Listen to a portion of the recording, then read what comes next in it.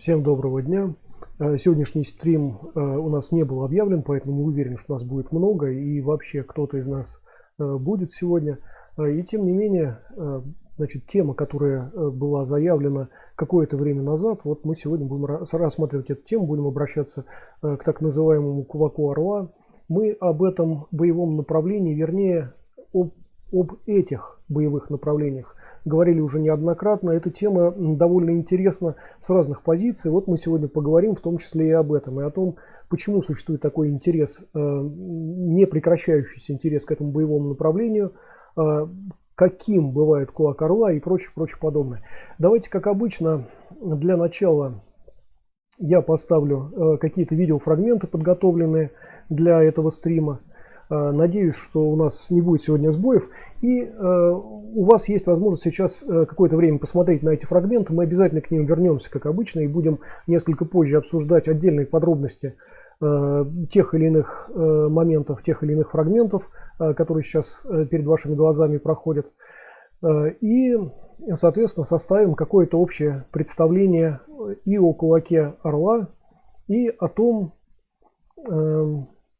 Я даже не знаю, как сказать, не хочется забегать несколько вперед, но тем не менее, да, в общем, мы будем говорить о том генезисе, о том росте, который на протяжении своего формирования этот кулак орла, значит, как-то прошел, через что прошел кулак орла для того, чтобы стать таким, каким мы его знаем на сегодня, и что в этом именно привлекательного для публики содержится. Вообще, эта тема будет несколько необычной, не такой, как обычно, вот мы, когда стримы проводим с вами, и мы говорим о каких-то особенностях того или иного боевого направления, мы говорим о том, что для него характерно, там иногда поверхностно достаточно об этом говорим, иногда довольно глубоко, как говорится, заныриваем в тему и проблемы, но дело в том, что в переписке с модератором нашего канала наш разговор, наша переписка вот эта вот зашла несколько в другое русло. Сейчас, секундочку, ставлю очередной фрагмент. Несколько в другое русло. И это русло мне показалось более интересным, чем просто обсуждение этого боевого направления. Вообще, Инжао Чуань заслуживает отдельного какого-то... Не то чтобы обсуждения, а отдельного какого-то внимания. Не такого, какое обычно на каких-то обзорах возникает. Да? Кстати, по поводу обзоров и прочего подобного, вот внизу в описании к этому стриму вы найдете массу ссылок на различные видео и стримы, которые касаются этой темы, касаются Инжао Чуань, и которые касаются каких-то запараллельных тем, о которых мы тоже сейчас будем говорить. И в первую очередь, в качестве такой параллельной темы, я бы хотел обратиться, как ни странно, к кулаку тигра, к Хучжань, к боевому направлению, которое мы с вами уже какое-то время назад отсматривали. Ссылка тоже, кстати, внизу. И это боевое направление, почему здесь я сейчас в этот момент вспоминаю? Потому что вполне естественно, для людей несколько отдаленных от традиционных китайских боевых искусств, для людей не слишком искушенных в разных боевых направлениях, использование пальцев, ну, по крайней мере, согнутых пальцев, да, это всегда одно и то же. Вот если есть изогнутые пальцы, значит, это обязательно или только кулак тигра, или определенно совершенно кулак когтей орла. Ну вот это не так, конечно. Мы вот сейчас как раз наблюдаем большое количество действий, связанных с работой пальцами, да, и вот эти вот действия, которые мы сейчас просматривали, вполне кто-то мог принять, например, за кулак тигра, да, за Хучжань. И вот это вот очень важный момент, потому что когда мы с вами говорили о кулаке тигра, мы как раз касались такой важной темы, что очень часто кулаком тигра называют вообще не эти боевые направления, которые не имеют отношения непосредственного, по крайней мере, к Хучжань. Вот, это важный момент. И вот сейчас, просматривая, значит, вот эти вот фрагменты, которые вы наблюдаете в том числе и работу пальцами тут неоднократно, да, и если вы перейдете по ссылке внизу в описании и посмотрите наш стрим, связанный с Хучжань, или перейдете на плейлисты, например, этого канала, и там у нас масса уроков Хучжань, вы увидите большую разницу между инжао и худшуань. Кстати, на нашем канале есть и уроки инжао, тоже кому интересно, вот обратите внимание на ссылочки внизу. Так, одну секунду. Богдан пишет: привет, Станислав. Привет, Богдан. Александр пишет: добрый день, Станислав, вам доброго дня. Богдан пишет: рад тебя видеть, и я тоже тебя рад видеть. Богдан пишет: скинул ссылку другу, который похожим стилем занимается. Спасибо за поднятую тему.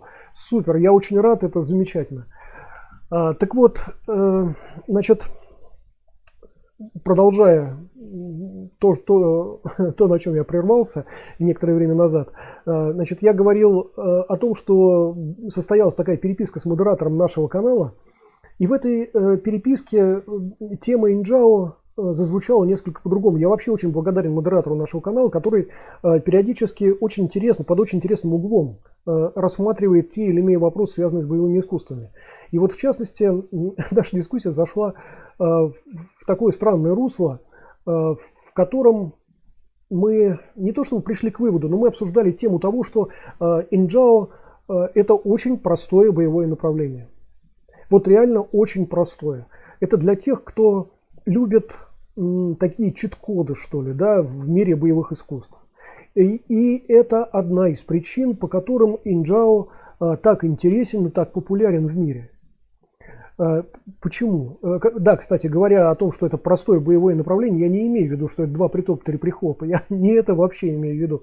Я имею в виду, значит, что если инжао сравнить например, с боевыми направлениями, из которых инжао, собственно, вырос, из которых он возник, да, то окажется, что инжао это такая упрощенка этих боевых направлений. Ну и забегая опять вперед, я скажу, что в частности мы сегодня будем немало говорить об инжао Фанзицуань, из которого, собственно, инжао возник. Инжао Фанзицуань, в свою очередь, возник из Фанзицуань, да. И об этом боевом направлении мы чуть-чуть с вами поговорим. И вот эти боевые направления, вот Фанзицуань, например, это достаточно сложное боевое направление. Несмотря на то, что технически оно кажется, ну, как бы, учитывая современный взгляд на боевые искусства, учитывая современный взгляд на постбоевые какие-то, на спортивные там единоборства и так далее, фанзи может показаться не таким сложным, но там очень много таких глубоких достаточно деталей, которым необходимо уделять большое очень внимание тем, кто практикует фанзи. И это делает его, с одной стороны, достаточно простым, он технически, фанзи, в общем-то, не очень сложен, да? Но вот эта вот детализация позволяет бойцу становиться как бы на очередную ступень выше в применении фанзи, все того же фанзи, собственно, да? Вот. Когда мы говорим об инжао Фанзицуань, то же самое. Там возникает масса такой очень интересной, детальной такой работы. Но когда мы говорим об инжао, да, то технически, с точки зрения арсенала средств, инжао внезапно получает достаточно большой веер вот такого арсенала, да?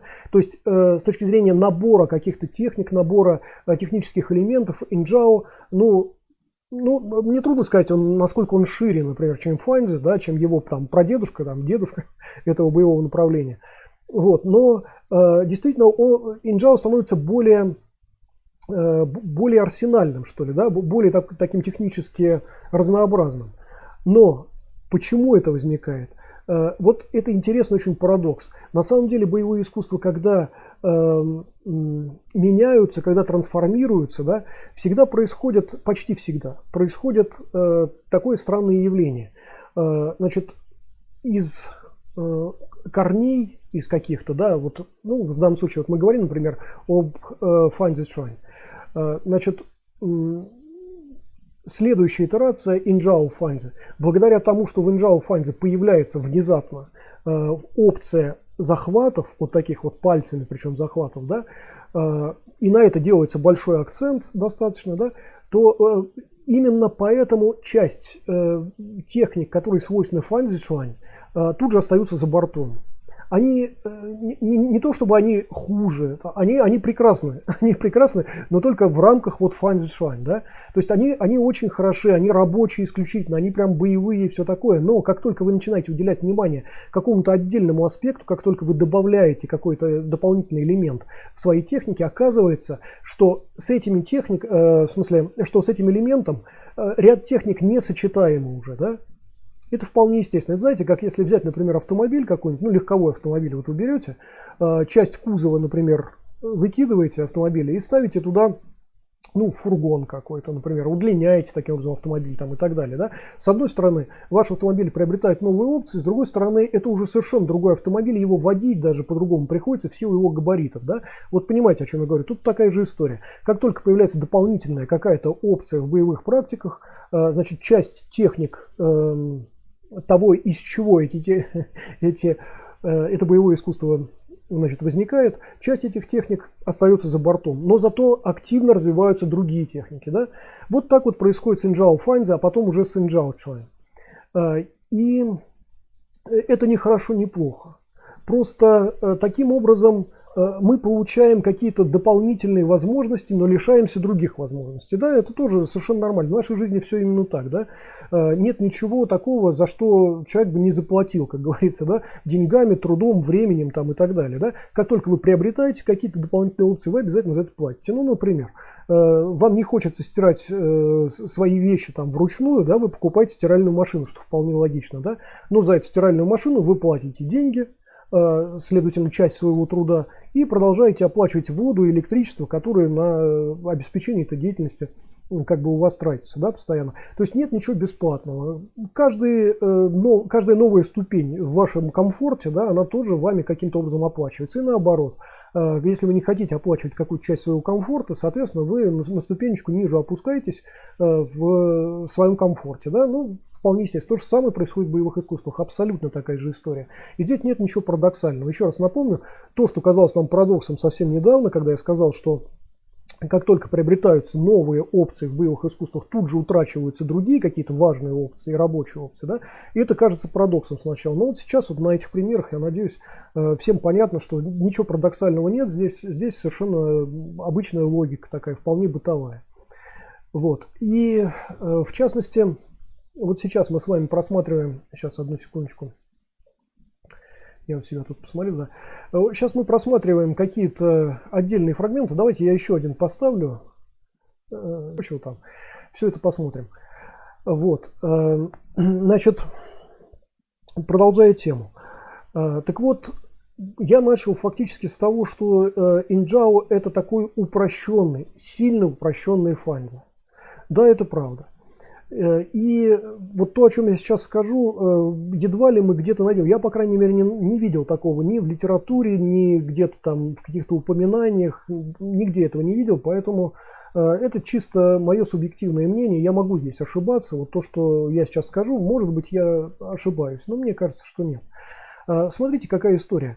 Например, в качестве такого тоже, мне кажется, вполне подходящего примера, мы берем, например, винчунь. Да? У нас здесь много бойцов-винчунистов, и в винчунь есть такой элемент хушоу, он называется на мандаринском, а на кантонском, если я не ошибаюсь, я могу ошибаться, по-моему, вусао он называется. Ребят, если я ошибаюсь, поправьте меня. Это вот как раз тоже такое вот использование хвата такого. Да? И наверняка все бойцы-винчунисты или большинство бойцов-винчунистов проходило через это вусао, когда еще только начинали свою боевую практику. Да?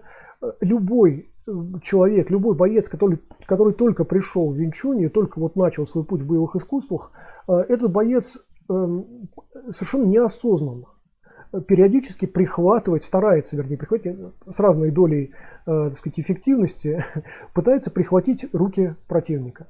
Особенно, когда они начинают работать быстро, да, эти руки, очень хочется любому новоприбывшему, какому-то начинающему бойцу, очень хочется именно схватить руки противника, да, или партнера там по работе. Вот. И, в принципе, как бы со временем понятно, что этот боец обучается более каким-то эффективным вещам, может быть менее таким рефлекторным, как просто схватить руку, да, вот, но более эффективным явно и так далее. И вот эта вот защита, такая как вот эта вот упомянутая Худшоу, она как-то остается несколько тоже там в стороне, как бы за бортом и так далее. Но опционально она в Винь Чунь присутствует. Она, кстати, если так вот напомнить, она присутствует и в Худшуань, в кулаке тигра, она присутствует и в Лонгшуань, в кулаке дракона. Эта опция присутствует и в Фанзишуань, эта опция присутствует и там, я не знаю, в Хэчуань, в кулаке журавля и так далее. Да? То есть, в принципе, с такими вещами мы постоянно сталкиваемся, и такие вот захваты там за руки, за ноги противника, они просто возникают на чисто рефлекторном таком уровне, да, в чисто рефлекторном режиме, как я уже сказал, чаще всего у новичков. У бойцов поопытнее, у более продвинутых эти вещи не выходят из-под контроля и возникают только там, где это необходимо, действительно, где это можно использовать и так далее, что вполне логично. Вот. Так вот, представьте себе волшебную картину, что вот вы начинающий винчунист. Вы пришли в хороший Винь Чунь клуб, и почему-то вот рефлекторно тоже периодически там к месту, не к месту пытаетесь прихватить руки противника своего. А теперь представьте себе, что этот клуб внезапно закрылся. А вот этот драйв и желание становиться бойцом у вас все еще остается.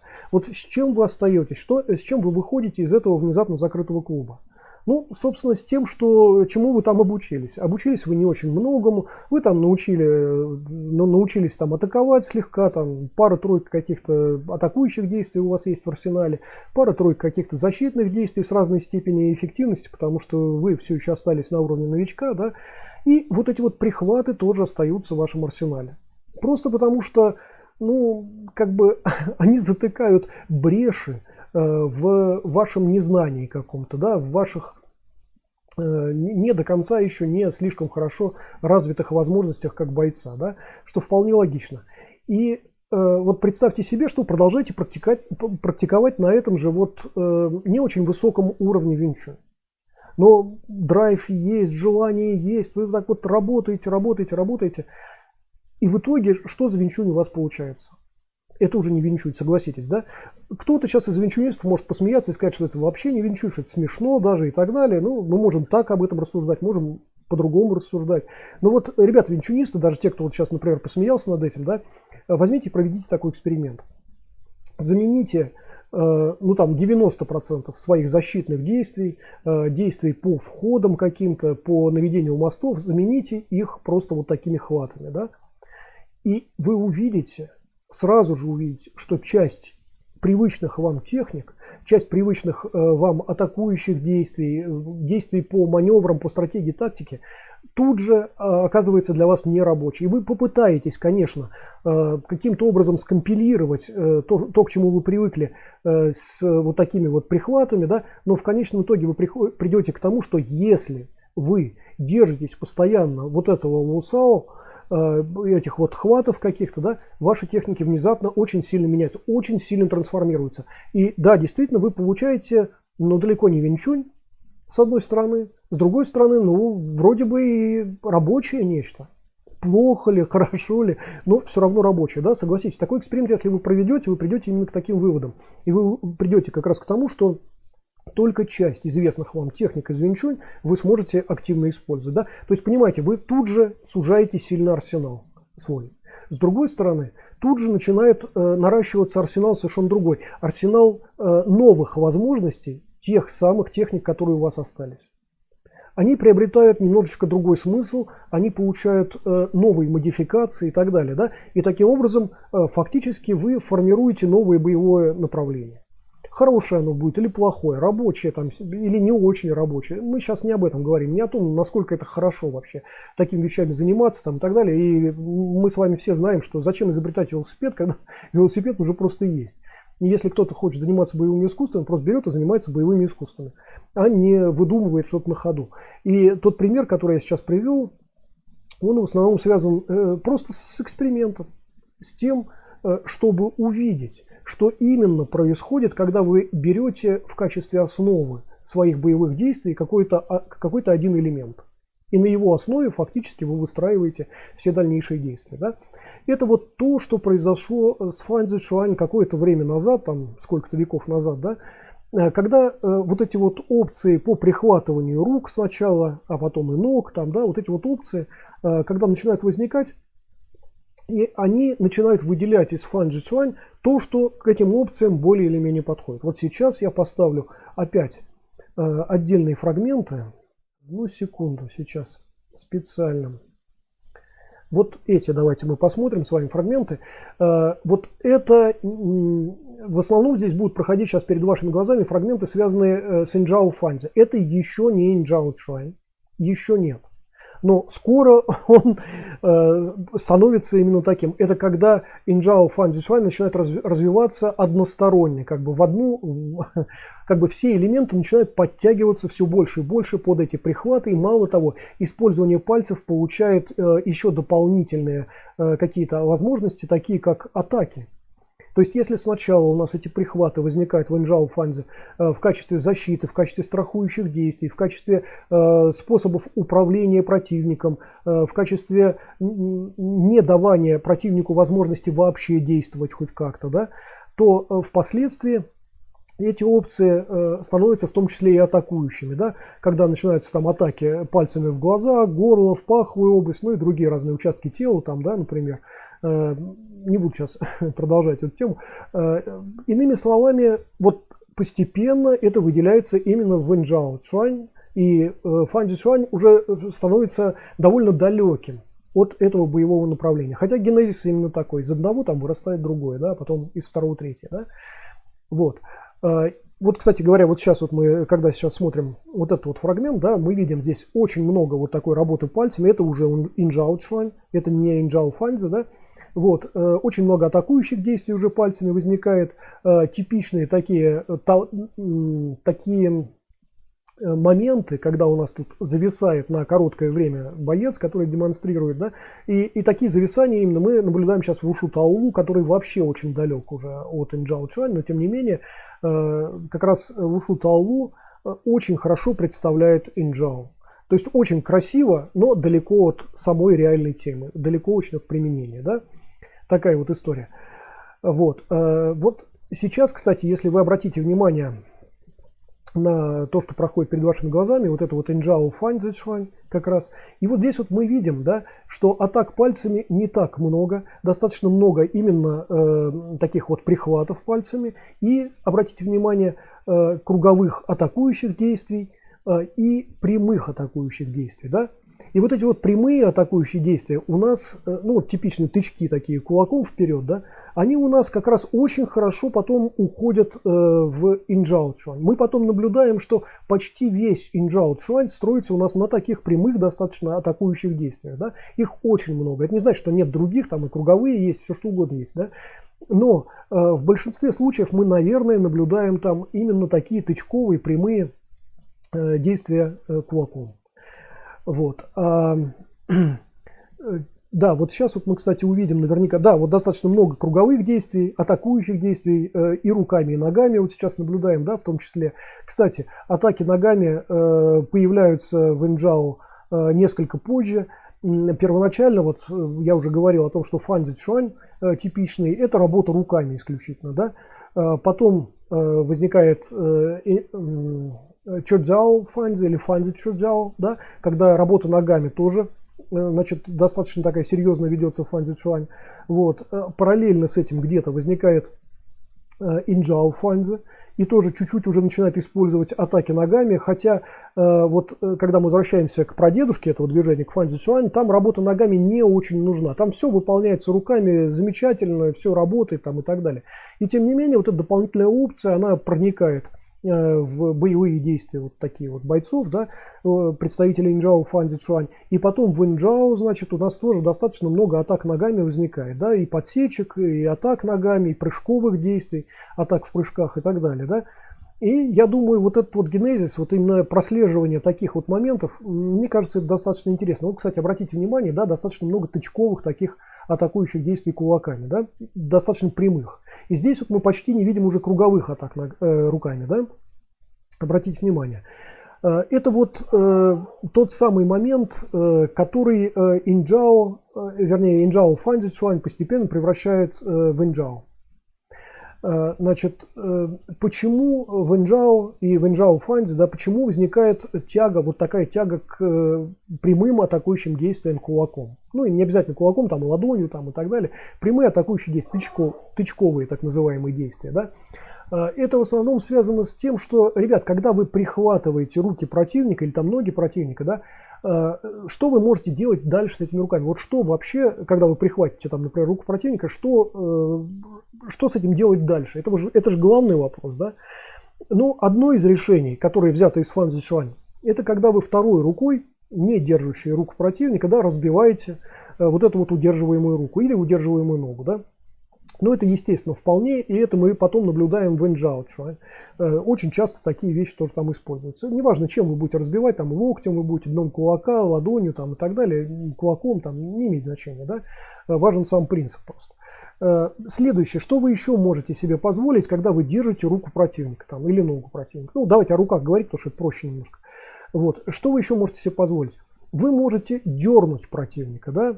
Вот типичная достаточно ситуация, когда вы дергаете противника или пытаетесь прижать руку противника к самому же противнику. Как, например, если обращаться к винчунь, там гамсал такое вот есть прижимание, такое прижимающее действие ладонью, да.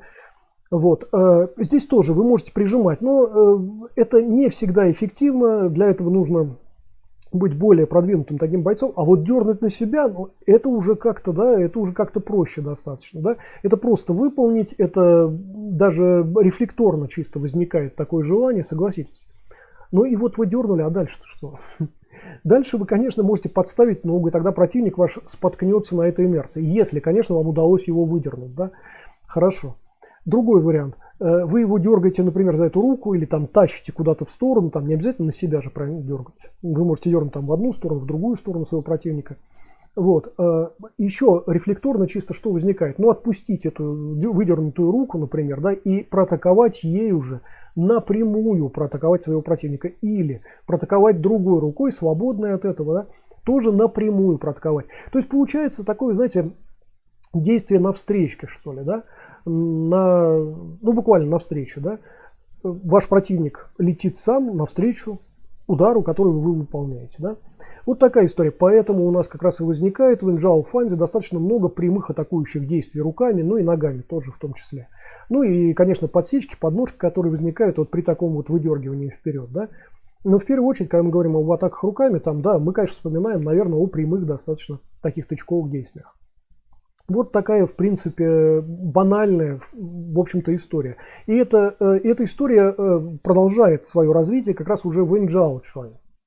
И инжао чуань в этом смысле как раз упрощается, он постоянно упрощается, да, то есть вот это вот широкий достаточно, ну, казалось бы, широкий по отношению к инжао, широкий арсенал фанзицюань здесь сужается просто до каких-то, ну, максимальных пределов.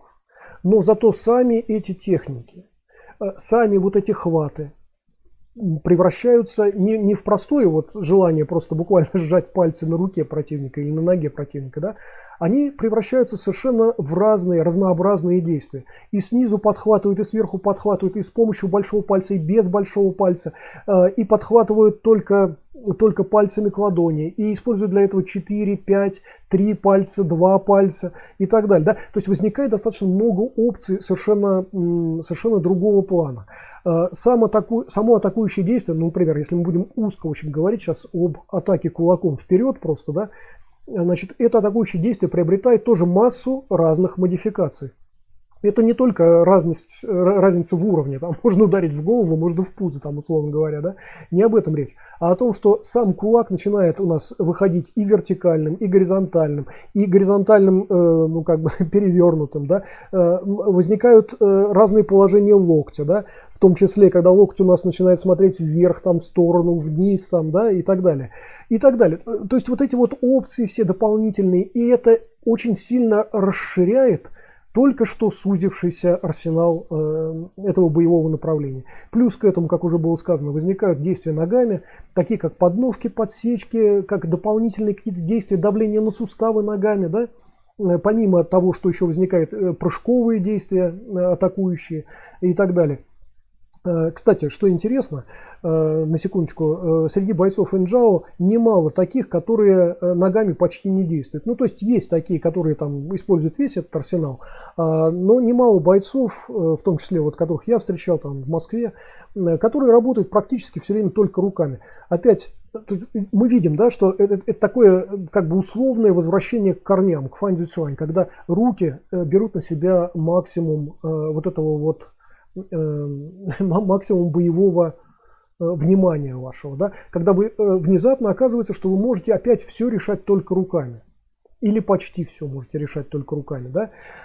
И опять, за счет чего это возникает? Ну, смотрите, например, мы привыкли представлять себе, что защита это действия такие, которые в основном используют локоть, предплечье или кисть нашей руки, да.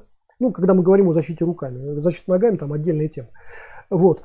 А теперь представьте себе, что эту защиту вы можете выполнять при помощи собственных пальцев. Да? Вы получаете дополнительное еще преимущество на длину ваших пальцев. Это там, ну, не знаю, там 10, 12, там 15 сантиметров, например. Да? Вы понимаете, вы получаете дополнительные опции. Для того, чтобы, например, защитить себя от низкого удара ногой, например, ну, в вашу голень, вам теперь не обязательно пользоваться, например, той же голенью, да, или там стопой своей и так далее. Вам просто надо бросить руку вниз, да, и пальцы сделают все за вас. Вот представьте себе такую ситуацию, да. То есть опять получается, что в принципе даже в каких-то экстремальных, казалось бы, ситуациях вы вполне справляетесь при помощи собственных пальцев, при помощи действий руками. И это снова упрощает очень сильно Инджао. И вот когда я в начале этого стрима сказал, что Инджао это такое очень простое боевое направление по отношению к другим, может быть, боевым искусствам, я имел в виду именно это. Я не имел в виду, что Инджао это примитив какой-то, что это там 2 притоп, 3 прихлоп там, и так далее. Я имел в виду, что это сильно упрощает жизнь с точки зрения первоначально осваиваемых опций. Фактически то, что вы освоили в самом начале своего пути в боевых искусствах вот, при помощи Инджао Цюань, то и остается с вами на протяжении всего там, долгого времени. И фактически Инджао это как раз одно из таких боевых направлений, которые очень быстро готовят хороших достаточно бойцов. Другое дело, чтобы становиться еще более лучшим бойцом или вообще офигенным бойцом. Ну, конечно, да, вам требуется какое-то время, самое главное опыт, практика. Да? Чем вы больше набираете спаррингового опыта, тем, наверное, быстрее вы становитесь еще более лучшим бойцом. Но вот эта вот сама схема, по которой вы осваиваете вот это боевое направление, она действительно очень проста по отношению, ну, скажем, к хэйчуань или там, я не знаю, к тому же фанзичуань, к худшуань и так далее. Да? То есть вот с этой точки зрения Инджао действительно проще. Как мне кажется, еще раз, ребята, это мое субъективное мнение, но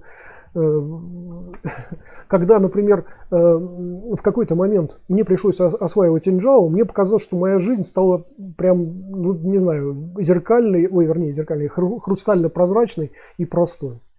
Вот. То есть после большого какого-то количества достаточно сложных вещей, иногда таких, еще раз, ребят, сложные вещи, это не то, что усложняет вашу жизнь. Это вот как пример со стиральной машиной. В принципе, прибор довольно сложный, но он упрощает вашу жизнь. Да? То есть, вот когда я говорю, что там есть более сложные какие-то техники и так далее, то, что упрощает вообще вашу жизнь, то, что делает вашу жизнь комфортнее. Вот. Инджао это ситуация, при которой вот эти вот сложные приборы, как бы сложные техники, не очень нужны. Да? И все равно это дает вам возможность достаточно неплохо сражаться. Вот в этом смысле, да, ваша жизнь, конечно, становится очень простой, когда вы осваиваете Инджао. Вот. Кроме того, Инджао учит вас использовать захваты. Вот когда мы говорим вообще о захватах, например, то чаще всего мы как раз имеем в виду, что там руки надо прихватывать, руки надо хватать, там все такое. У нас даже вот какие-то люди, склонные к ножевому бою, говорят, что нет, но руку ухватить невозможно, там, который держит нож. Да нет, ребят, конечно, возможно. И возможно, и нужно, и так далее. Просто не все этим владеют, не все этим занимаются специально. Это невозможно для неподготовленного человека. Так же, как для человека, подготовленного, я не знаю, к бегу, например, гребля на байдарках представляет собой сложность. Да? Но для человека, который этим занимается постоянно, ну, гребля и гребля, как бы, да. Так и здесь, такая же история. Так вот, когда мы говорим о захватах каких-то, когда мы говорим о захватах там рук, например, или ног, да, на самом деле очень часто забывают о том, что такие захваты производятся и за одежду. Когда мы говорим об инджао, да, причем эти захваты такие, это не борцовские захваты. Вот борцовский захват, все знают, что борцы так они здорово так хватают одежду, там прям рвут ее на теле и так далее. Ну, это, конечно, да, это уже профессиональное, как говорится. Вот инджао, вот эти вот захваты инджао, они могут быть достаточно существенными, они могут быть очень травмирующими, а могут быть достаточно легкими, но при этом освободиться от них невозможно. Да? Почему? Ну, потому что, когда, вот, например, мы говорим о захватах за руки и за ноги, у нас есть на руке, например, ну, как минимум 2 замка, я не буду говорить о большем количестве, но есть пара замков, которые не требуют больших вложений силы. Первый замочек у нас расположен на предплечье, да, я думаю, это всем понятно, в смысле на запястье, вот здесь вот, да, значит, здесь у нас рука уже шире значительно, здесь она тоже шире значительно, а вот эта вот часть, она прям легким замочком, вот так вот просто легким замочком удерживается, и для этого не нужно никаких сил, как видите, да, 2 пальчиками даже можно держать там, любыми, да. Видите, и сложности в этом никакой нет. Инджао в том числе использует такие опции. Второй замочек, например, возникает вот здесь вот в области анатомического плеча, ближе к локтю, да. Здесь такая же история, у нас предплечье достаточно широкое, бицепс, трицепс тоже достаточно широкий, а вот в этом месте мы получаем такой достаточно легкий замочек. Он, конечно, шире несколько, чем запястье типичное, поэтому немножечко сложнее там по первоначалу, например, удерживать здесь свой замочек. Но, в принципе, так сказать, это вот одна из самых простых вещей, которые сразу вот осваиваются, в том числе новичками, и используются постоянно без какого-то сильного такого вот вложения прям своих ресурсов. Вот. Но когда мы говорим об одежде, о захватах за одежду, да, там возникают примерно такие же опции. На самом деле можно одежду хватать вот прям вот так вот хватать по-борцовски, там, да, как они вот держат там куртки вот эти борцовские какие-то там, вот. И на это тратить какие-то силы там достаточно серьезные, иметь крепкие достаточно пальцы нужно для этого, да, и прочее. Вот. Но есть совершенно другие опции, когда тоже одним-двумя пальчиками можно очень плотно держать куртку, да, ну простой, очень простой пример, наверняка вы с этим сталкивались, да, берете за борт куртки, вот просто 2 пальчиками буквально вот так вот прихватываете, да, и проворачиваете, например, этот борт куртки, да, ну все понимают, да, и таким образом у вас застревает просто этот борт на этих 2 пальцах. Вот можете попробовать, и вы увидите, что там сил большой не нужно, да, для того, чтобы, например, так удерживать, да, и вот да, действительно, в инджао у нас возникают именно такие опции. Значит, вообще, когда мы говорим о хвате, вот об этом, об использовании когтей орла, так называемых, да, вообще дело-то там уже не в пальцах возникает. Да, вы укрепляете свои пальцы, вы на них стоите, вы берете что-то там, тяжелые предметы, поднимаете, например, пальцами, да, и так далее. Это понятно, это укрепление сухожилий пальцев, это необходимая вещь. Но при этом, при всем, давайте я сейчас вернусь к обычному виду, одну секунду, вот таким образом. Но при этом, при всем, значит, на самом деле, когда вы начинаете развивать вот этот навык прихватывания, да, особенно прихватывания не статичной руки, статичной ноги, статичной одежды, статичных мышц шеи, например, или там, я не знаю, еще чего-то, да, а когда вы начинаете в динамике это работать, вот рука там мелькает буквально перед вами, да, попробуй-ка ухвати. Вот многие так говорят, что невозможно там ухватить. Да нет, конечно, возможно, все здесь работает, все в порядке. Значит, просто за это начинают отвечать уже не ваши пальцы. За это начинает отвечать ваше запястье. Вот в области запястья, когда рука получает раскованность, когда она приобретает определенные какие-то функции, вот, связанные с подвижностью, да, оказывается, что только при помощи вашего запястья, смотрите, вот просто проведите тоже эксперимент, поставьте перед собой вот буквально свою ладонь на уровне там своих глаз, например, да, ну я не знаю, или макушки там, головы там, и просто проверните эту ладонь вниз до максимума, до какого-то, да, и вы увидите, что ваша ладонь опускается почти до вашего солнечного сплетения. Смотрите, простое опускание ладони, пальцев, да, вот, вас фактически уже может защищать от макушки до солнечного сплетения. И это при условии, что у вас рука стоит вот буквально непосредственно перед вами. Если вы ее ниже опустите, да, вы другой диапазон будете перекрывать простым движением просто запястьем. Да? То есть, понимаете, то же самое происходит у нас, когда мы прихватываем что-то. Да? когда не просто там защищаем какую-то часть своего тела, а когда начинаем прихватывать руки противника, ноги противника и так далее, оказывается, что это достаточно легко на уровне как раз динамики, связанной вот с запястьем, на уровне раскованности вашего запястья, а совсем не пальцев. Да? То есть вот не это действие отвечает за нашу эффективность, а вообще практически вот действия, связанные значит, с подвижностью запястья. Да?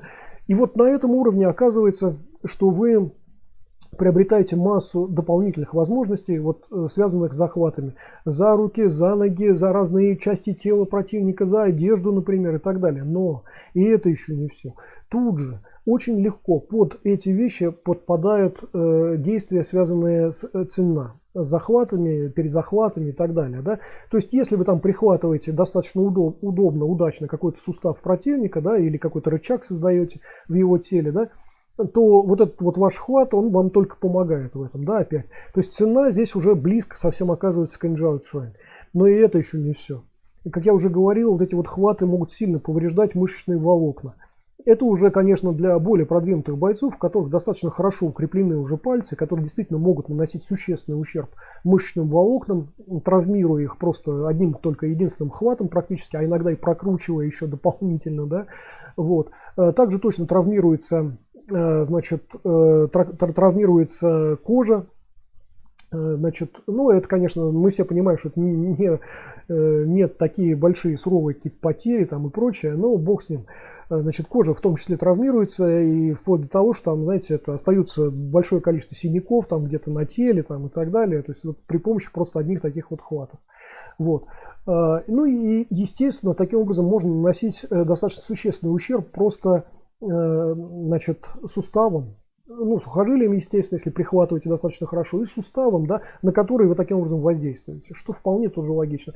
То есть вот в данном случае вот эта вот дополнительная опция, которая там случайно, не случайно, каким образом там она возникает в Фан Цзюань, да, и приобретает какой-то аспект наиболее важный, наиболее существенный, что ли, да, вот эта вот опция сильно меняет Фан Цзюань до неузнаваемости, да, и постепенно через Инжао Фанзи к Инжао Чуань, да, значит, формирует новое боевое направление. Вот это вот достаточно интересно с моей точки зрения. Сейчас, одну секунду, Антоника пишет, ну вы же и в локте рук проворачиваете, не только запястье. И что? Я не очень вас понял. И что? Рука-то остается на том же уровне. Я ее вращаю вокруг оси предплечья просто. Что вы хотите им сказать? Я не очень понимаю, но бог с ним. Дальше. Значит, таким образом, да, это вот я все веду к тому, что пытаюсь обосновать вот это вот свое мнение о том, что Инжао это очень простое боевое направление. Еще раз, оно простое не потому, что примитивное, да, не потому, что в нем очень маленький какой-то узкий арсенал, да, а потому что это сильное упрощение одних функций и в то же время сильное развитие вот этих вот упрощенных функций, да, когда новые варианты возникают, новые опции возникают из уже известного, из уже, так сказать, из оставшегося, давайте так скажем, да. Вот. И с этой точки зрения Инжао, конечно, очень интересное боевое направление. И вот давайте теперь, если не против, значит, мы сейчас переключимся снова на отдельное видео. Вот я бы хотел вот это сначала показать. Значит, вот это вот видео у нас связано буквально, это очень старенькое какое-то видео, да? Ну неважно, на самом деле подобных видео очень много в сети. Исполнение Инжао Чуань таолушниками вообще очень легко найти в сети, и тут я не думаю, что у кого-то проблемы возникнут, кому это интересно посмотреть. Но там чистое шоу, да, давайте так. Вот. Значит, что касается того, что вот мы сейчас вот видим, это такое, ну, близкое тоже уже к таолушному исполнению. Вот, кстати, вот это вот зависание, да, вот типичное такое, которое становится практически визитной карточкой Инжао Чуань, да, вот такое вот зависание. Все понимают, да, что само по себе вот это вот зависание, оно не является никаким рабочим, не каким-то существенным и формирующим, например, это боевое направление или еще что-то подобное, да. Это чисто, ну как это сказать, чисто подражательная такая канитель, связанная именно с таолушностью Инжао Чуань, да, то есть когда мы наблюдаем таолу Инжао, то обязательно вот такие зависания 1-2 в течение исполнения ТАУ у нас возникают. Но это вот чистая такая, чистая, как сказать, шоу-фишка такая, да. Вот, вообще вот это вот действие, низкое присаживание, вот такой низкий шаг достаточно, да, и такое действие руками, когда у нас руки отмахивают назад, это обычная защита, обычное защитное действие Инджао Чуань, и в этом нет ничего сложного. Это то, о чем я говорил, когда вы хотите защищаться при помощи собственных пальцев, при помощи собственных рук от, например, низких атак ногами, да, то вы автоматически оказываетесь вот примерно вот в такой вот, ну, может быть, несколько выше, может быть, несколько ниже, в такой примерно позиции, которая позволяет вам это сделать, да. И вот это вот зависание там не особо нужно. Ну, давайте мы продолжим сейчас, тем не менее. Вот это вот такое полушоу, которое вот мы сейчас видим, да, ну это шаолиньский вот этот вот цирк такой достаточно известный, да, который фактически нас балует именно такими шоу, скорее, чем боевыми какими-то вещами. И тем не менее, вот мы видим здесь вот, видите, для того, чтобы продемонстрировать какие-то особенности Инджао Чуань, тут стараются использовать не только прямые атаки руками, но и достаточно много круговых атак и использования ногами и так далее. Знаете, почему это, с чем это связано? С тем, что на самом деле, если чисто инджао демонстрировать без партнера, почти демонстрировать нечего. Вот это действительно сложность достаточно большая.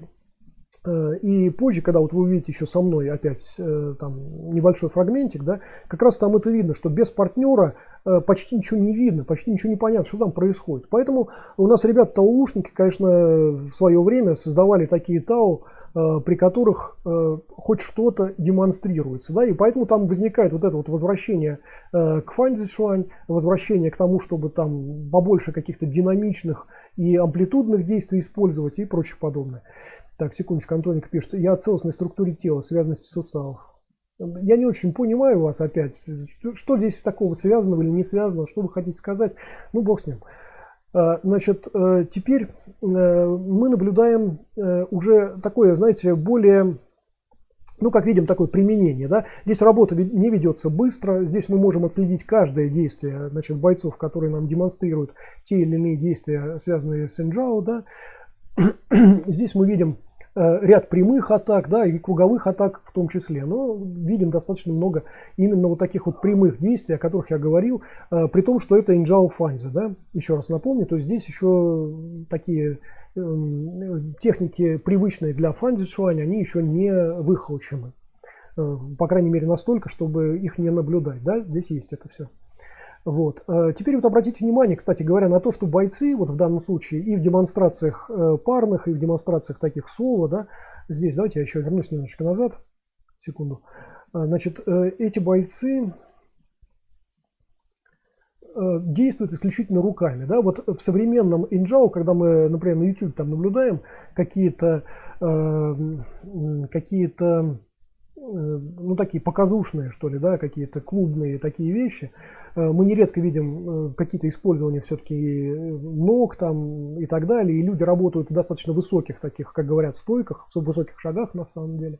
Вот. То здесь вот мы как раз наблюдаем, я бы сказал, все-таки корни инджао, да, когда ребята работают в основном руками, вполне справляются исключительно руками, что характерно для фанзи чуань, например.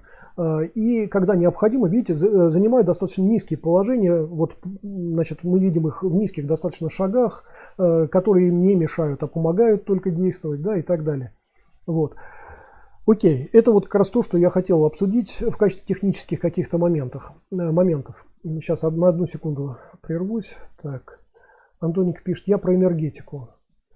Ну окей, пишите про энергетику. Мы немножко о других вещах сейчас говорим, но пишите, ради бога. Значит, теперь вот мы наблюдаем инджао как раз типичный. Сейчас снова запущу. Одну секунду. Так, да.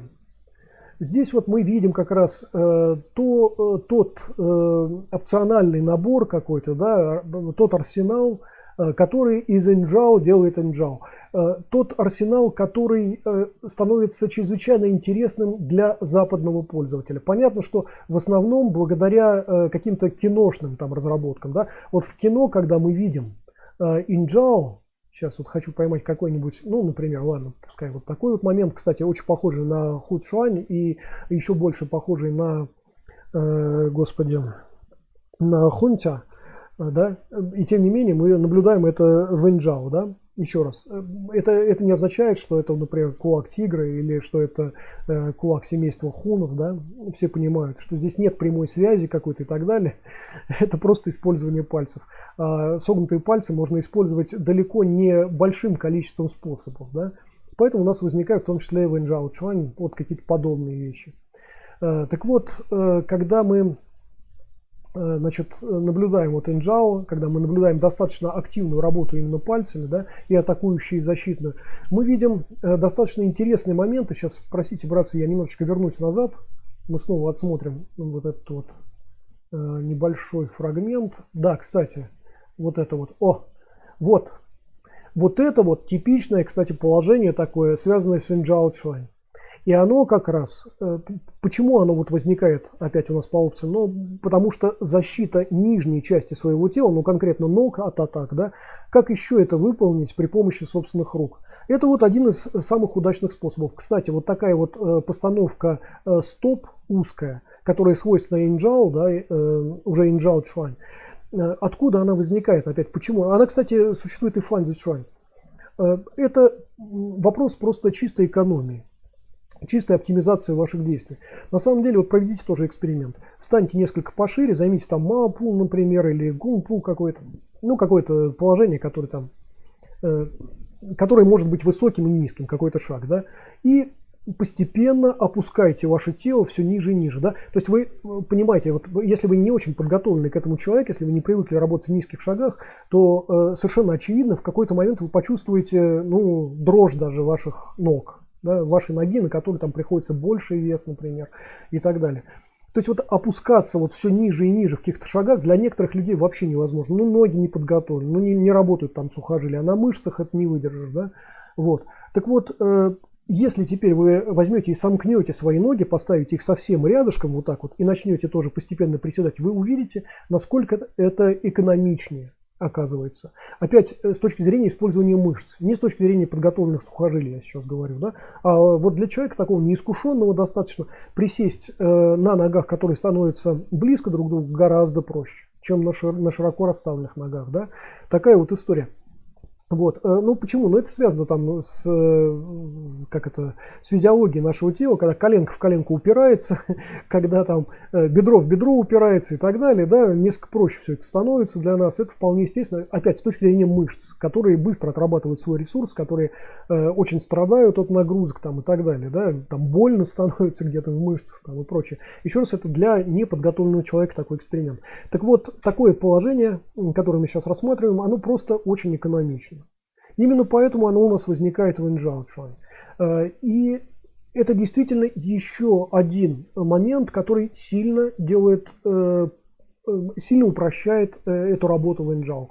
Это еще один небольшой маленький аргументик такой вот, да, в защиту того, о чем я сказал, что инджао это такая упрощенка, как бы, да, не стремление к примитивному, а именно это такое простое, достаточно боевое направление по отношению к тому, из чего оно выросло, да. Это вот таким образом я продолжаю доказывать эту точку зрения. Так, одну секунду.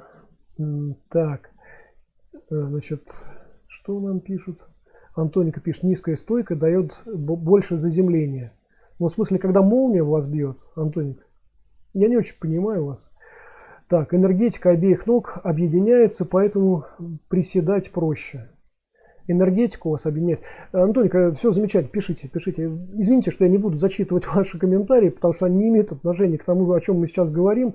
Давайте мы про энергетику как-то в другой раз, может быть. Не, ну хотя, еще раз, я вас не ограничиваю, не баню, там, пишите, пожалуйста. Хотелось бы все-таки больше, так сказать, обсуждения инджао чуань. Ну, окей.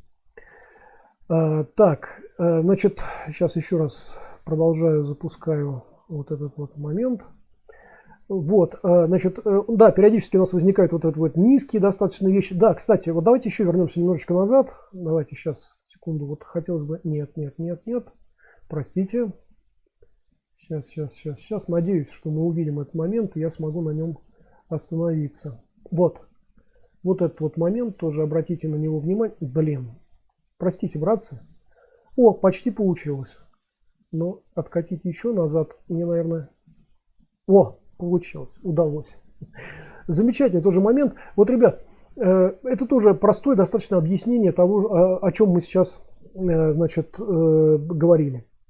Значит, когда мы работаем исключительно руками, ну или больше упор делаем на работу руками, и в частности, там, например, пальцами, да, вполне естественно, что работа ногами это такая вспомогательная достаточно работа, она в основном выражается в наших шагах каких-то, это позволяет нам стратегически, тактически решать какие-то вещи, выполнять какие-то входы там и так далее. Но если мы не работаем плотно достаточно ногами, да, то ноги где-то начинают нам, ну не хочу сказать мешать, но все-таки становится какой-то помехой. Да? Вот в качестве примера, для опять неискушенного зрителя, давайте вспомним, например, бойцов ММА. Которые, есть вот бойцы такие ММА, которые ногами не очень сильно работают, особенно в положении лежа, там ногами вообще не умеют работать, да, мы все знаем, они там дрыгают ножками, как жучки такие перевернутые, как, не знаю, черепаха, вот если перевернуть, она так ножками дрыгает просто, вот то же самое там бойцы ММА, например, делают, да, вот, и ноги в данном случае являются скорее помехой, причем для себя скорее, чем для, так сказать, нависающего там какого-то бойца, потому что нависающий с этим справляется, да, как правило.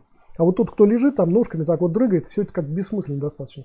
Так вот, это такой просто несколько притянутый пример того, как ноги в какой-то момент начинают немножечко мешать. Да? Или в том же ММА, например, когда проход в ноги там выполняется, да? Вот ноги являются как раз помехой, да? Потому что их прихватывают, благодаря этому переворачивают там противника, например, и прочее подобное там, и так далее. Вот. Здесь в инджау такая же история. Если вы постоянно работаете руками, в большей части, например, работаете руками, да, то ноги периодически просто надо убирать. Где-то вы можете их защищать, а где-то можете просто прибрать ногу, вот как в данном случае мы сейчас наблюдаем. Да? Там одновременно была выполнена защита двумя руками, и в то же время была убрана нога все равно. Да? Такое страховочное действие. И это, вот это уже не... как сказать, не такое, не элемент шоу, что ли, да? Это не таулушные дела, это вот вполне прикладные вещи, причем, как видите, вещи достаточно простые, и простые с точки зрения реализации, и простые с точки зрения, так сказать, пояснения того, что именно вот мы сейчас наблюдаем, да? Что еще раз говорит о том, что инджау вообще само по себе достаточно простое боевое направление. Так, давайте сейчас я это промотаю, поскольку мы... Значит, это вот уже пронаблюдали немножечко с вами. Двинемся дальше. Да, вот это вот очень хорошая демонстрация, хорошая Тау Инджау Фанзи. Почему оно мне нравится здесь? Давайте я немножечко тормознусь. Обратите внимание, вот это вот положение кулака, это вот то, о чем я говорил, да, когда, значит, часть опций, например, вы утрачиваете, а часть опций становится вашей фишкой, что ли, да. Вот такое положение кулака, такие тычки кулаком в Фанзи Цюань мы наблюдаем постоянно. Там вообще разные положения локтя, предплечья, кулака, например, возникают, не только кулака, но и ладони, там в разных модификациях и так далее. Вот, и это как раз то, что вот прям буквально оттуда, из Фанзи Цюань, прям вот без всяких, так сказать, сомнений, да, мы это наблюдаем. И вот здесь именно, в Инджау Фанзи, это начинает звучать совсем по-крупному. Это становится такой, тоже одной из ведущих таких фишек Инджау Фанзи. Да? Вот давайте мы понаблюдаем, вы обратите внимание на то, сколько таких вещей здесь возникает, да? Видите, да? Периодически у нас возникают именно такие атаки. Вот. При этом здесь интересно достаточно, да, мы видим, что работа такая почти односторонняя ведется. Там левой рукой больше прихватывают, правой рукой больше работают. Есть боевые, кстати, направления, в которых именно такая односторонняя работа, да, существует. И там рекомендуется, кстати, Тау гонять сначала только на левую сторону, там, например, да, вы гоняете, а потом на правую. На левую, на правую. То есть там зеркальные Тау, как бы, да, такие. Для того, чтобы не развивать однорукость, что ли, да, однобокость, что ли, ваших действий. Вот. И с точки зрения, вот обратите внимание, с точки зрения арсенала какого-то, да, в этом Тау мы почти ничего не видим. Там буквально несколько действий, ну там 6-7 действий мы можем, технических элементов, да, значит, увидеть в этом исполнении. Значит, при этом техники от этого не страдают. Еще раз, давайте еще раз вернусь назад немножко, одну секунду. Техники от этого не страдают, потому что я еще раз просто напомню, что Техника – это сочетание нескольких технических элементов, когда одновременно или параллельно последовательно выполняется целый ряд технических элементов. Да? И вот здесь вот благодаря, казалось бы, небольшому совсем арсеналу технических средств, да, у нас матрица все равно получается достаточно широкое вот, сочетание этих средств. И вот это важный момент. Это то, о чем я сказал в самом начале этого стрима, я сейчас остановлюсь немножечко, да? Это то, о чем я сказал в самом начале этого стрима, что когда вы выделяете какой-то один технический элемент из целого арсенала тех средств, которые содержатся там в боевом искусстве каком-то, да, то оказывается, что другие элементы этого боевого искусства не все подходят в качестве сочетаемости какой-то, да, с этим техническим элементом. Да. Поэтому вам приходится брать только часть арсенала, сочетаемую с ним. Да. И вот здесь вот именно такую историю мы наблюдаем, несмотря на то, что матрица этих сочетаний достаточно широкая у нас возникает, да, тем не менее, это явное зауживание первоначального арсенала, там, Фанзи Чуан, например.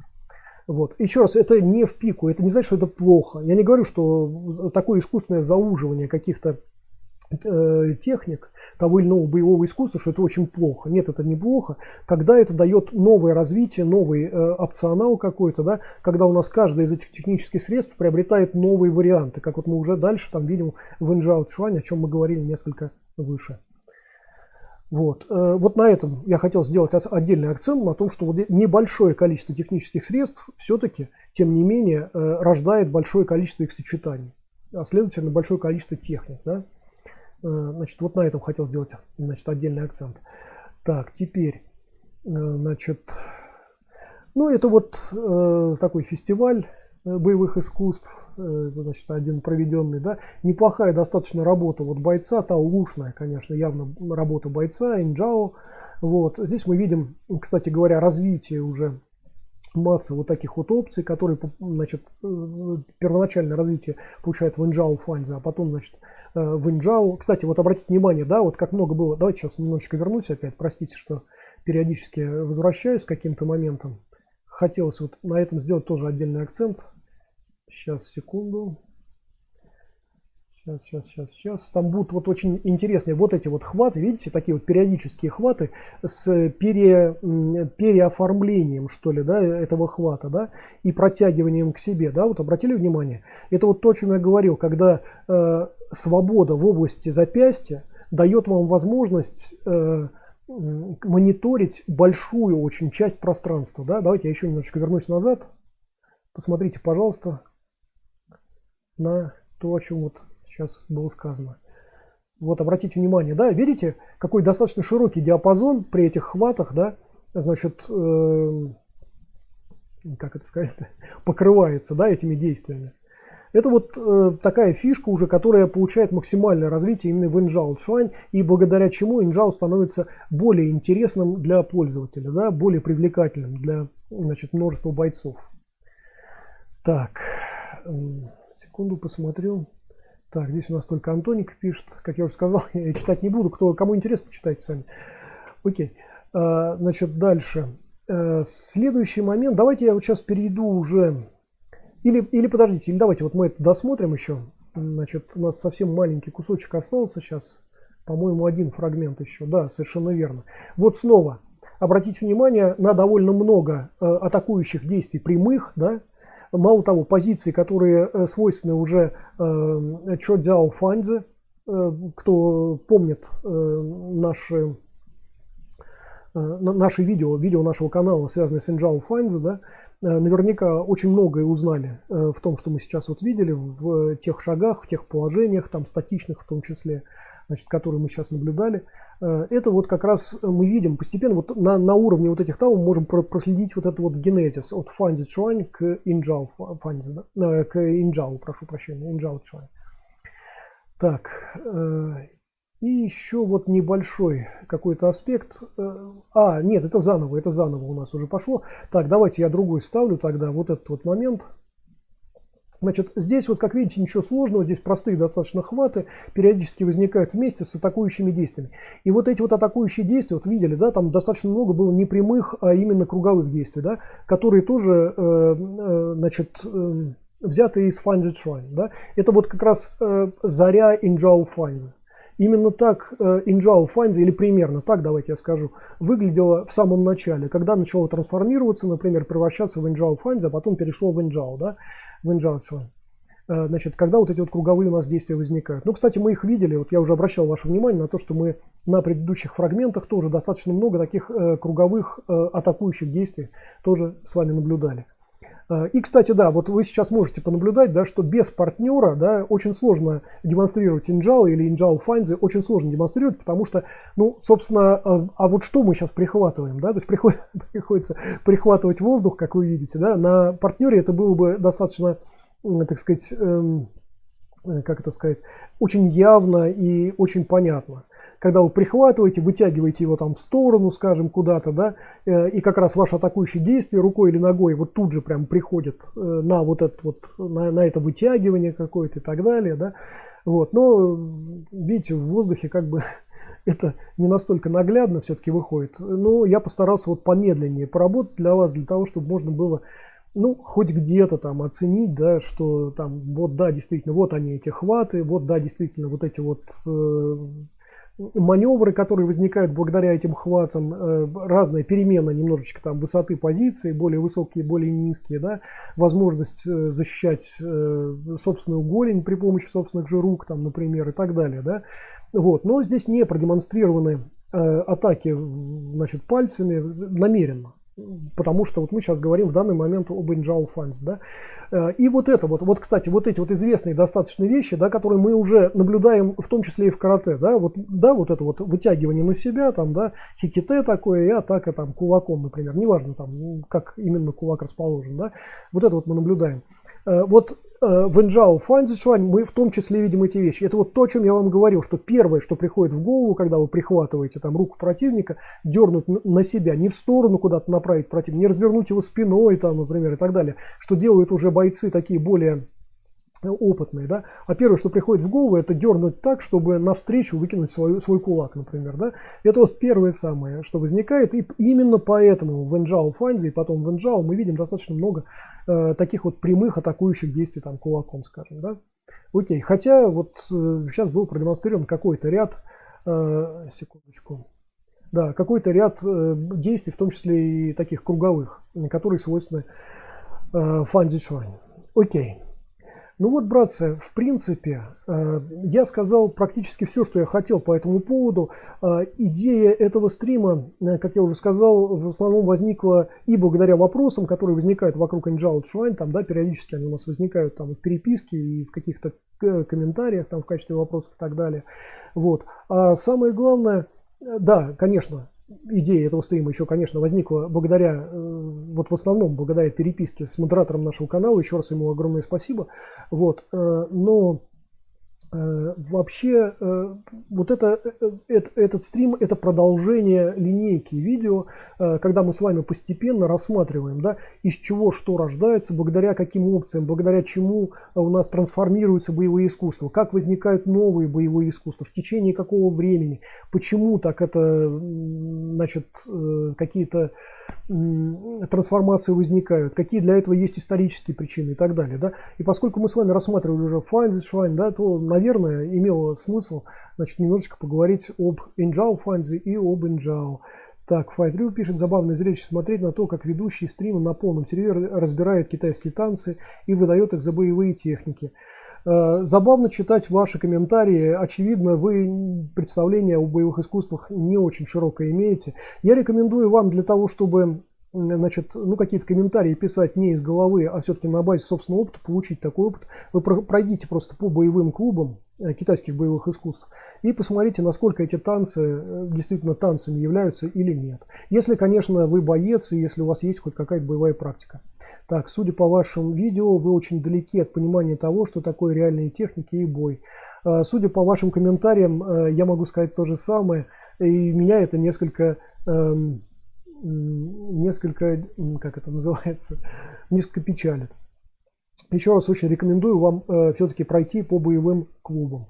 На этом канале и на многих других каналах Fighter появляются люди такие вот, как вы, и вы далеко не оригинальны в этом смысле, которые пишут, это все танцы, там обниманцы, я не знаю, что-то еще такое. Ну, слушайте, я могу то же самое сказать о шахматах, я могу то же самое сказать об, не знаю, инженерах, которые там строят здания, что это все глупости и полная фигня. Но это все работает, тем не менее, да. Поэтому на словах вы можете показаться сами себе правыми, но бойцы, которые присутствуют на этом канале, наверное, придерживаются несколько другого мнения. И еще раз вам рекомендую походить по боевым клубам, да, а не просто писать какие-то вещи. Кстати, если вы сейчас внезапно вас осенило, что вы работали с бойцами, с представителями традиционных китайских боевых искусств, киньте, пожалуйста, ссылочку на это видео. Мы с удовольствием это посмотрим и оценим здесь. Так, и он же пишет, вы точно не имеете представления о боевых искусствах, это очевидно. Вы точно не боец и практики не имеете. Ну, клево, замечательно, что вы такого мнения. Собственно, поскольку ваше мнение ни на чем не основано, да, вы никак его не аргументировали, а аргументация у нас может быть только одна, не слова, а действия, да, вы не можете аргументировать своего мнения, следовательно, оно является, ну, так себе мнением, да. Одни слова и ни одного вашего спарринга, одно бла-бла-бла, подтвердите хоть раз свои слова делом. Вы можете найти мои спарринги на этом канале, вы уже не первый, кто приходит с этим, и я всех всегда адресую, собственно, к видеоканалу. Вы это можете найти. Так, скиньте ссылочку хоть на один ваш спарринг. Не, вы сами поищите, пожалуйста. Я не кидаю никаких ссылочек, потому что таких, как вы, очень много. Очень много людей приходит и чего-то вот такого просит. Сами проявите инициативу. А иначе получается то же самое, что, о чем вот было сказано несколько раньше.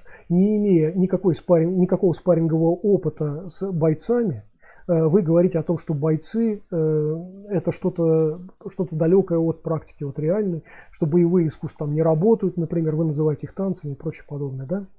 Окей.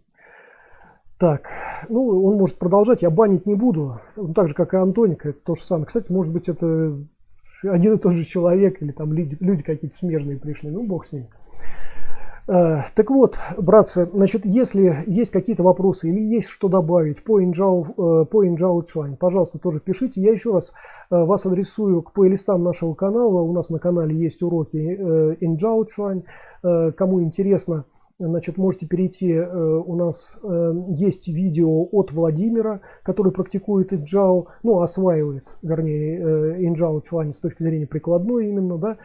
Значит, вы можете эти видео найти, если не ошибаюсь, в плейлисте «Доска почета». Это у нас плейлист, на котором мы выкладываем как раз видео разных бойцов, которые пожелали, ну, которые могут предоставить свои видео, например, этому каналу, да, и так далее. То есть по Инжао Чуань у нас достаточно много разных материалов существует на этом канале. Значит, кому интересно, вы можете перейти вот по ссылочкам внизу. Там, еще раз, там есть ссылки на параллельные видео, на параллельные темы. И там же есть, значит, ссылка на видео, которое, ну, я не помню, там, может быть, годовалой давности, что Орлинова в кулаке орла, по-моему, называлось это видео, да, вы тоже можете перейти, посмотреть, соответственно, это видео. Там более плотно, более подробно, может быть, рассказано об Инжао Чуань конкретно, да. Вот мы сегодня посмотрели в основном Инжао Фаньзе, хотя поговорили об Инжао Чуань в том числе, а там вот конкретно об Инжао Чуань речь идет. Большое спасибо всем, кто на этом стриме, значит, появился. Большое вам спасибо за участие в этом стриме. Я, честно говоря, не рассчитывал на это. Еще раз, стрим не был объявлен, и поэтому, в принципе, я не ожидал даже никакой активности. Всем большое спасибо. И, как всегда, не забываем подписываться, делиться, ставить лайки, писать комментарии, жать колокольчик, чтобы ничего не пропустить, переходить по ссылкам внизу и на плейлисты нашего канала, где легче сориентироваться в тех темах в области боевых искусств, которые вас интересуют. Всем желаю хороших тренировок и опять скажу то же самое, что там на прошлом стриме. Значит, если вас интересуют какие-то темы в области боевых искусств, если что-то интересно обсудить на стримах или какие-то отдельные видео вам интересно, значит, увидеть, услышать или мнение, самое главное, послушать там не только мое, но и бойцов, которые здесь присутствуют, которые могут писать в чате или могут писать в комментариях, то поднимайте эти темы. Ничего не стесняйтесь, как связаться со мной. Вот внизу там масса вариантов, каким образом можно со мной связаться, каким образом можно предложить любую тему для стрима или для видео. Ну и в том числе это можно сделать в комментариях. Хотя не все комментарии я вычитываю, к сожалению, так получается. Вот. Еще раз, хороших вам тренировок. Спасибо большое за участие в этом стриме. Счастливо.